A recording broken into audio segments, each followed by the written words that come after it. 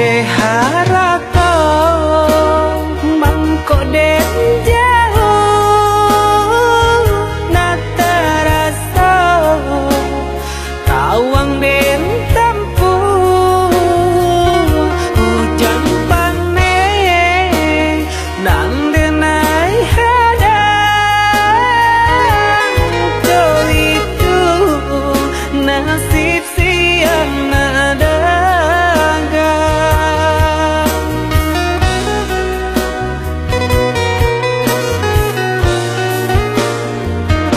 udah sayang, tolong dengarkanlah surat kita masih diberikan kesempatan untuk dapat hadir di rumah Bapak Haji Irwan Usman Caniago dalam rangka silaturahmi dan lebih mempererat tali silaturahmi di antara kita sekalian.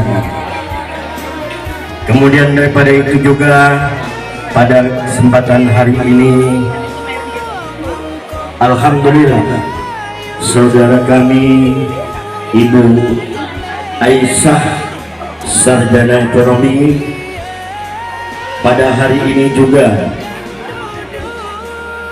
berulang tahun. Yang keberapa Bu Aisyah? 45. Alhamdulillah 45 berarti tahun kemerdekaan. Mudah-mudahan dengan bertambahnya usia menjadikan ibu kita ini